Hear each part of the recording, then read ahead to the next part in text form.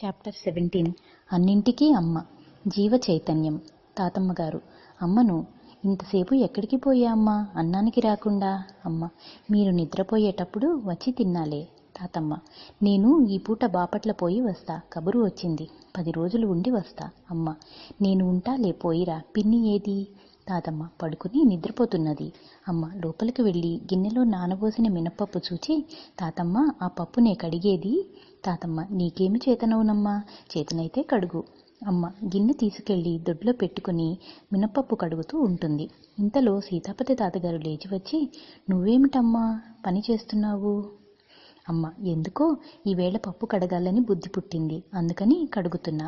పప్పు పిసుకుతూ: తాతమ్మ, ఈ నీరెందుకు పచ్చబడ్డది? పప్పు పిసకంగానే పొట్టు ఊడుతున్నది. పొట్టుకున్న రంగు నీటికి వచ్చింది. సాంగత్య బలమంటే ఇదేనా?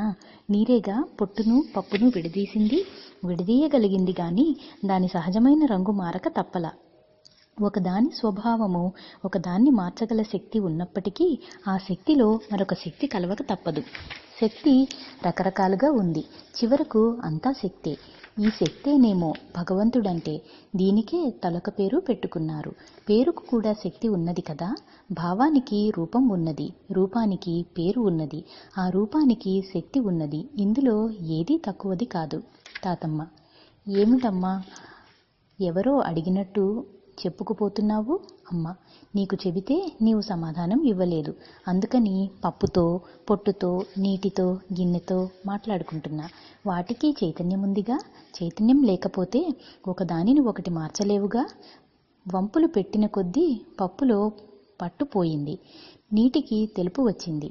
పొట్టులో నీరు పోసినా నీటికి పచ్చదనం రాదు.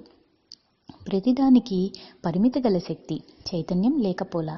మాట్లాడాలంటే మనుషులతోనే అక్కర్లా, వాటితో కూడా మాట్లాడవచ్చు. మనుషుల్లో మాత్రం అందరి భాష భావాలు ఒకటిగా ఉన్నయ్యా? మనుషుల్లో ఎట్లా తరతమ భేదాలున్నాయో అన్ని పదార్థాలకు అట్లాగే ఉన్నాయి. వాటి భాష మనకు అర్థం కాకపోవచ్చు. ఒక చెట్టు దగ్గరకు పోతే వచ్చావా అన్నట్టు దగ్గరకు వచ్చి పలకరించిపోతుంటుంది. అది మనం గ్రహించలేం గదా. తాతమ్మ, మాట్లాడవేం? అందరికీ చెప్తావు, నాకు చెప్పకూడదా? తాతమ్మ: చిదంబరరావు తాతయ్య మాట్లాడుతున్నట్లుగా ఉంటే వింటూ కూర్చున్నా. ఎవరో పెద్దవాళ్ళు ఉపన్యాసం ఇస్తున్నట్టుగా ఉందమ్మా. అమ్మ: నేనడిగిందంతా నిజమేనా? సమాధానం చెప్పవేం? తాతమ్మ: నీవు అడుగుతున్నట్టుగా లేదమ్మా, చెబుతున్నట్టుగా ఉంది. సీతాపతి తాతగారు: ఏమిటి ఇందాకటి నుంచి మాట్లాడుతున్నది? తాతమ్మ: ఏదో నానబోసిన మినపప్పును గురించి అడుగుతున్నది. ఏమీ లేదు అంతకంటే. అమ్మతో: ఈరోజు ప్రయాణము ఆపుకున్నా. నీ మాటలతో నీ పిన్ని నాన్న వచ్చాడని మినపప్పు నానబోసా, ఉడిపెట్టి రేపు పొద్దున్న వెళతా.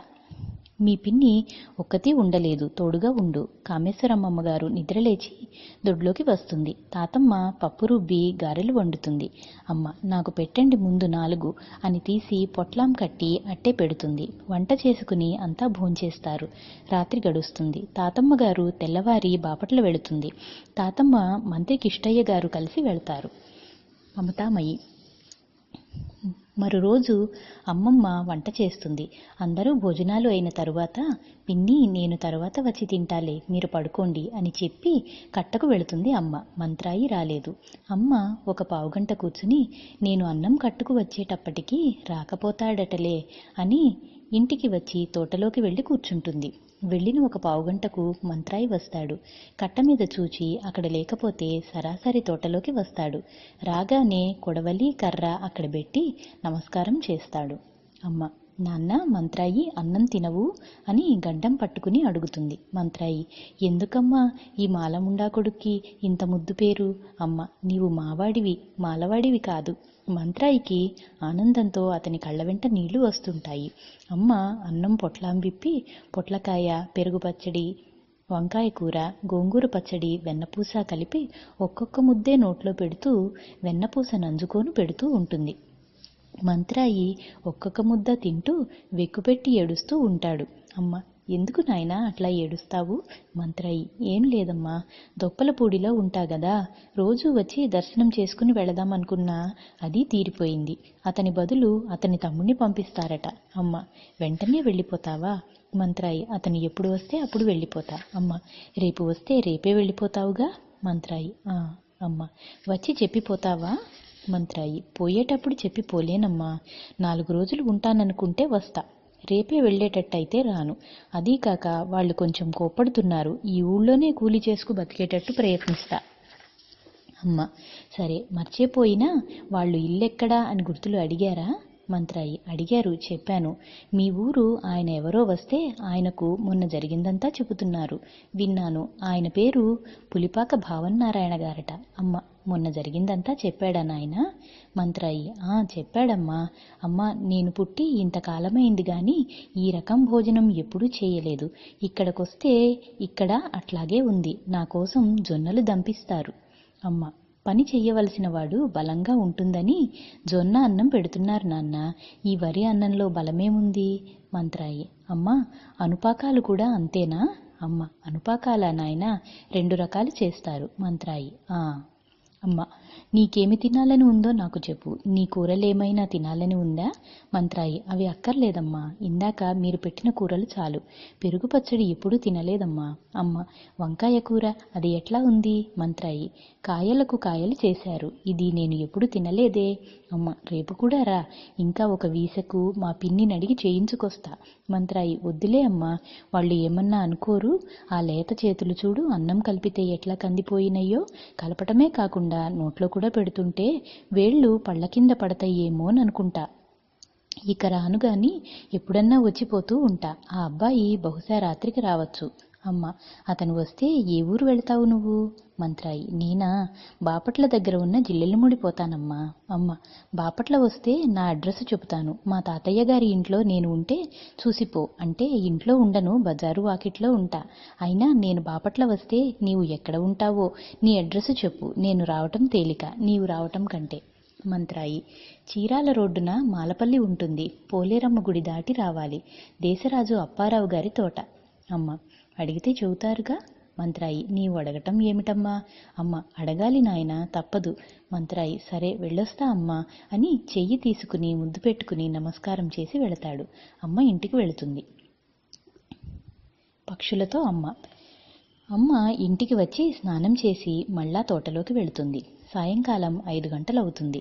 చెట్టెక్కి చింతచిగురు కోసుకు తిని చెట్టు కొమ్మల మీద పడుకుని ఉంటుంది. ఒక కోకిల అమ్మ పక్కనే కొమ్మ మీద నుంచుని కూస్తూ ఉంటుంది. కాకులు కూడా అమ్మ దగ్గర చేరతాయి. అవి అమ్మ వంక చూస్తూ ఉంటాయి. అమ్మ నిద్రపోతూ ఉంటుంది. నిద్ర లేచేటప్పటికి కోయిల ఒకటి, కాకులు చాలా అరుస్తూ ఉంటాయి. ఏంటో అమ్మను గురించి చెప్పుకున్నట్టుగా ఒకసారి అమ్మ వంక, ఒకసారి తమలో తాము చూచుకుంటూ అరుస్తూ తలలు ఊపుతూ చెప్పుకుంటూ ఉంటాయి. అమ్మ కోయిల వంక చూస్తుంది. వెంటనే ఇంకా దగ్గరకు దిగివచ్చి చెవులో కూస్తుంది. కాకులు అమ్మ నిద్రలేచిందనే సంతోషంతో రెక్కలు కొట్టుకుంటూ ఇంకా దగ్గరకు వస్తాయి. అందులో ఒక కాకికి కాలు కొంచెం ఔడుగా ఉంటుంది. అది వచ్చి ఒళ్ళో కూర్చుంటుంది. అమ్మ కాకిని చెయ్యి పెట్టి తడుపుతూ, నీవు కా కోయిల కూ, కాకి కౌ రెండూ కలిపి కాకూ అని వినపడుతూ ఉన్నాయి. తరువాత నీవు నాకు అన్నట్టుగా ఉంది. ఏం పెట్టేది మీకు? నేను తప్ప మీకు పెట్టేది ఏం లేదు నా దగ్గర. నన్నే తినండి. అన్నీ వచ్చి ఒకేసారిగా అమ్మ ఒళ్ళంతా వాల్తాయి. మోకాళ్ల మీద, పాదాల మీద రకరకాలుగా వాళ్ళను, లేచిపోను. ముక్కులు వంటి మీద ముద్దు పెట్టుకున్నట్టు తాకించి లేచిపోతాయి. చిటారు కొమ్మను ఉన్న గూడు ఏ గాలి లేకుండానే అకస్మాత్తుగా అమ్మ ఒళ్ళో పడుతుంది. ఒళ్ళో కూర్చున్న కుంటికాకి చివాలున ఎగిరిపోతుంది. ఆ గూట్లో ఉన్న కాకిపిల్ల అమ్మ పాదాల మీద వ్రాలుతుంది. అమ్మ పిల్లను తీసి ముద్దు పెట్టుకుని గూడులో పెడుతూ ఉండగా పిల్ల తల్లి వస్తుంది. అమ్మ గూడు పెడుతుంటే కాకి కూడా గూడు పెడుతుంది. అమ్మ ఒంటిని ఉన్న చొక్కా విప్పి పక్క వేసి కాకిపిల్లను అందులో పెడుతుంది. కాకి అమ్మకు తనుగా తోస్తుంది గాని అది కాకి అనిపించదు. కాకి కూడా తన తల్లి దగ్గర ఉన్నాననిపిస్తుంది. కాకిపిల్ల అమ్మ చేతుల్లో నుంచి గూట్లో పెడుతుంటే అమ్మ చేతుల్లోనే ఉంటానన్నట్టుగా గిలగిలా తన్నుకుంటుంది. ఆ తన్నుకునేటప్పుడు పెద్ద కాకి అమ్మ వంక చూచి, చూడు అమ్మ ఎట్లా తన్నుకుంటున్నదో, మా ఇద్దరినీ నీ ఒడిలోనే ఉంచుకోమని తన ముక్కు తన బిడ్డ మీద వాల్చి బిడ్డను ముక్కుతో ఎత్తి అమ్మ ఒడిలోకి వాలుతుంది. ఇద్దరం నీ ఒడిలోనే ఉంటామన్నట్టుగా. అమ్మ రెండింటినీ కలిపి ముద్దు పెట్టుకుంటుంది. ఇంతలో చింత చెట్టు కొమ్మ ఒకటి వచ్చి కాకుల మీదుగా అమ్మ తల మీద వాలుతుంది. మీకే గాదు నాకు అమ్మే అన్నట్లుగా. అమ్మ మీ ముగ్గురు నాకు బిడ్డలే, అందరూ తలొకదానికి ఉపయోగపడుతున్నారు. ఇంతసేపటికి కాకి లేవలేదు. దీపాలు పెట్టే వేళవుతున్నది. కాకులు మొత్తం అన్నీ ఆ చెట్టు మీదనే వాలినాయి. కోయిల కళ్ళు మూసుకుని తల వంచకుండా నిద్రపోతున్నట్టు ఉంటుంది. అమ్మకు అది నిద్రగా తోచదు. భగవంతుణ్ణి ధ్యానం చేస్తున్నది కాబోలునని అనుకుని 2 కళ్ల సందున ఒత్తుతుంది ఏమి నిద్ర అని. ఒత్తగానే లేచి వచ్చి 2 పాదాల మీద కూర్చుంటుంది. నీకోసమే చూస్తున్నానన్నట్టుగా అమ్మ వంక చూచి మళ్ళీ తల వంచి నమస్కారం చేస్తుంది. అమ్మ ఉండమ్మా, పొద్దుగుకింది, నేను వెళ్ళొస్తా, రేపు మీకేమైనా తెచ్చిపెడతా అని అనంగానే పాదాల మీద నుంచి ఎగిరి కొమ్మ మీదకి వాలుతుంది. అమ్మ చెట్టు దిగంగానే కాకులన్నీ విపరీతంగా కా కా అని అరుస్తాయి. కోయిల అమ్మతో పాటుగా దిగి అమ్మకన్నా కొంచెం ఎత్తుగా ఎగురుతూ కట్ట చివరిదాకా వచ్చి అమ్మ భుజము మీద వాలి తల వంచి అమ్మవైపు చూచి ఎగిరి చెట్టు మీదకు వాలి ఉంటా పోయిరా అమ్మా అంటుంది. అమ్మ ఇంటికి చేరుతుంది. సీతాపతి తాతగారు అరుగు మీద కూర్చుని ఉంటారు. అమ్మ గడపలోకి రాగానే ప్రొద్దుట నుండి కనపడలేదు. ఎక్కడికి వెళ్ళావు? మీ పిన్ని ఒక్కతే గదా ఇంట్లో ఉండకూడదు? అమ్మ ఏమీ మాట్లాడకుండా నుంచుంటుంది. సీతాపతి తాతగారు ఎందుకు అట్లా నుంచుంటావు? పో ఇంట్లోకి పో, పొద్దుటి నుంచి అన్నం కూడా తిన్నట్టు లేదు. అమ్మ మెల్లిగా నడిచి వెళ్ళిపోతుంది. కామేశ్వరమ్మ వంట చేస్తూ ఉంటుంది. అమ్మ లోపలకు వెళ్ళగానే కామేశ్వరమ్మ రామ్మ రా, ఎక్కడికి వెళ్ళా? అన్నం కదిలిచ్చి ఉంది, పెట్టుకు తిన్నావా? అమ్మ కామేశ్వరమ్మ ఇంతసేపు ఎక్కడ ఆడుకుంటున్నావు? అమ్మ చాలా చోట్ల. కామేశ్వరమ్మ ఎక్కడెక్కడ తిరిగావేంటి? చాలా చోట్ల అంటున్నావు. అమ్మ వీలైనంత వరకు, రానిచ్చినంత వరకు. కామేశ్వరమ్మ రానివ్వని వాళ్ళు కూడా ఉన్నారా? అమ్మ ఉన్నారుగా. కామేశ్వరమ్మ ఎవరు నిన్ను రానివ్వని వాళ్ళు? అమ్మ నేను రావటం ఇష్టం లేని వాళ్ళు. కామేశ్వరమ్మ ఇంతసేపా? దీపాలు పెట్టిందాకా ఉంటే ఎట్లాగమ్మా? ఇంట్లో ఒక్కదాన్ని కదా, నీవు ఏమి పని చెయ్యక్కర్లా, తోడుగా ఉంటే చాలు. అమ్మ రేపటి నుంచి పోనులే, ఎక్కడికి పోకూడదా? మీరు నిద్రపోయినప్పుడు పొమ్మంటారా? కామేశ్వరమ్మ నిద్రపోయినప్పుడు ఎక్కడ ఉన్నా పర్వాలేదు. అమ్మ సరేలే, అన్నం పెడతా పిన్ని, ఆకలి అవుతున్నది. కామేశ్వరమ్మ ఉడుకుతున్నదిగా, కాసేపు ఉండు, మీ నాన్నతో పాటు తిందువు గాని. అమ్మ సరేలే అని అక్కడ వంట ఇంట్లో గుడ్డ వేసి ఉంటే అక్కడ పడుకుని నిద్రపోతుంది. సీతాపతి తాతగారు అన్నానికి వచ్చి అమ్మను లేపుతారు. అమ్మ నువ్వు తిను నాన్న, నేను పిన్ని కలిసి తింటాము. సీతాపతి తాతగారు భోంచేస్తారు. అమ్మ అమ్మమ్మ కలిసి ఆ విస్తట్లో భోంచేస్తారు. అమ్మ అన్నం తిని వాకిట్లో ఉన్న మహాలక్ష్మమ్మ వారి పురంలోకి వెళ్ళి భజన దగ్గర కూర్చుంటుంది. భజన పూజ అయ్యేటప్పటికి రాత్రి 1 గంట అవుతుంది. అమ్మ అక్కడే పడుకుని నిద్రపోతుంది. తెల్లవారి అమ్మ ఇంటికి వచ్చినా ఎవరూ నిద్రలో లేవరు. పనిచేసే మనిషి వచ్చి పనంతా చేసి వెళుతుంది. అమ్మ ముఖము కడుక్కుని మా పిన్ని లేవలేదు గాని బీబీ లేస్తే నీకోసం కూర్చుని పోయిందని చెప్పు. అమ్మ ఇటు పోగానే అమ్మమ్మ తాతయ్య లేస్తారు. బీబీ చెబుతుంది. కామేశ్వరమ్మ ఇంత తెల్లవారేటప్పటికి ఎక్కడికి పోయిందో పిలిచారా? కామేశ్వరమ్మ ఇంత తెల్లవారేటప్పటికి ఎక్కడికి పోయిందో పిలిచిరా? బీబీ ఆమె చెప్పిన ఇళ్లకు వెళ్ళి చూచొస్తుంది. అమ్మ కనపడదు. దారిలో కొల్లిమర్ల సూరయ్య గారిని అడుగుతుంది. కరణం గారి అమ్మాయి ఇటు పోయిందా అని. సూరయ్య సత్రం వెనకమాల చెరులో స్నానం చేస్తున్నది. బాతులు కొంగల్ని పెట్టుకుని ఆడుకుంటున్నది. బీబీ వస్తుంది చెరువు దగ్గరికి.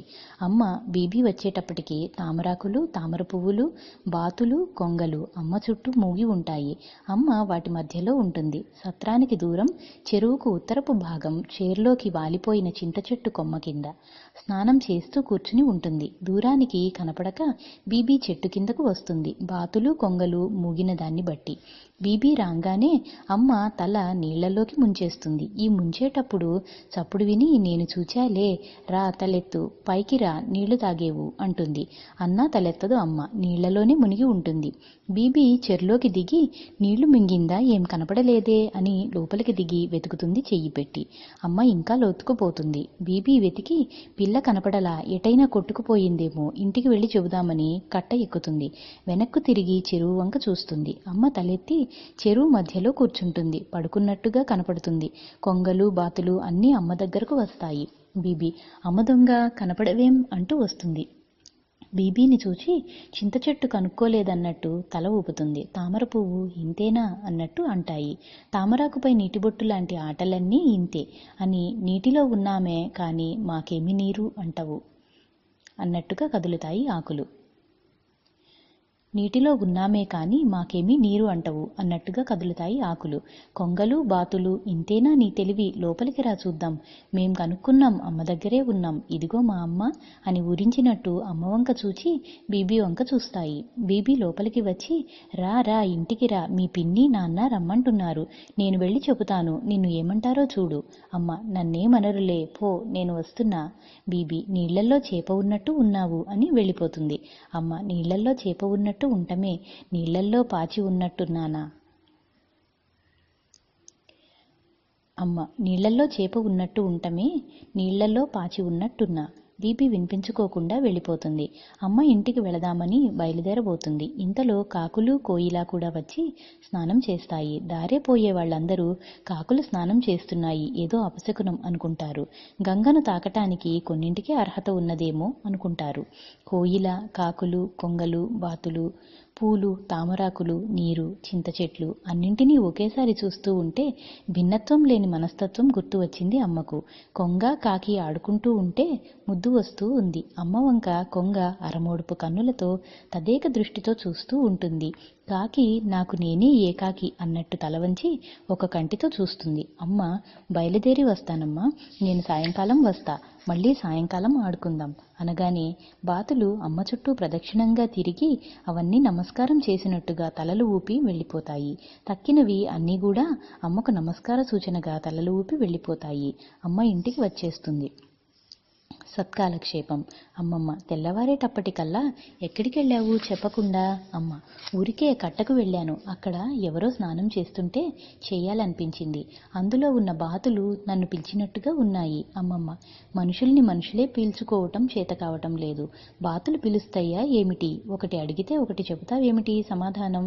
అమ్మ నాకేమన్నా పని చెప్పు పిన్ని, ఇక్కడే ఉంటాను.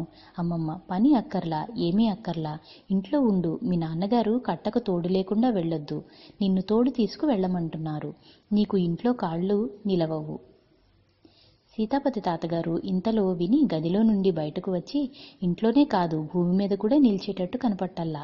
అమ్మ ఏమీ మాట్లాడకుండా చల్లగా గుంజన ఆనుకుని నుంచునుంటుంది. సీతాపతి తాతగారు బాధగా, వాడు ఆ తీరు, నీవు ఈ తీరు, రేపటి నుండి కక్కయ్య బడి పెడుతున్నాడు, ఇంటిలో ఉండలేకపోతే బడిలోకి వెళ్ళు, తప్పకుండా మీ పిన్నితో పాటుగా ఉండు, ఎక్కడికి పోయినా అని బయటకు వెళ్ళిపోతారు. అమ్మమ్మగారు మంచినీళ్లకు బిందె తీసుకుంటుంది. వాకిట్లోకి వెళుతుంది. అమ్మమ్మ వాకిట్లోకి వెళ్ళగానే తాతగారు లోపలకు వచ్చి అమ్మను నిన్ను కూడా వెళ్ళమంటే వెళ్ళలేదేం అమ్మ, పొయ్యి మీద పాలు ఉన్నాయి కదా అని ఊరుకున్నాను, ఈసారి బిందెకు వెళతాలే. సీతాపతి తాతగారు అంతా నీ ఇష్టమేనా, చెప్పినట్టు చెయ్యక్కర్లా, నేను ఇక్కడ ఉంటా, నీవు పో. అమ్మ కాసేపు వేళ్లు నలుచుకుంటూ ఆలస్యం చేస్తుంది. సీతాపతి తాతగారు చెప్పేది నీకే, నువ్వు పోయిరా అంటారు. అమ్మ మాట్లాడకుండా వెళుతుంది. అమ్మ బావి దగ్గరకు వెళ్ళేటప్పటికీ అమ్మమ్మ బిందె అక్కడ పెట్టి బయటకు వెళుతుంది. అమ్మ ఆమె వచ్చిందాకా ఉండి అమ్మ కలిసి నీళ్లు తీసుకుని ఇంటికి వస్తారు. తాతగారు వీధివైపు చూస్తూ ఉంటారు. వాకిట ముందరకు రాగానే బొక్కెను దాని చేతికి ఇవ్వకపోయినావు. అమ్మమ్మ ఏం మోస్తుంది చిన్నపిల్ల. తాతగారు దాన్ని పంపించింది అందుకుగాదు, అచ్చగా ఒకదానిని మోయలేకపోతావనేగా. లోపలకు వెళతారు. వెళ్ళేటప్పటికి పాలు పొంగి ఉంటాయి.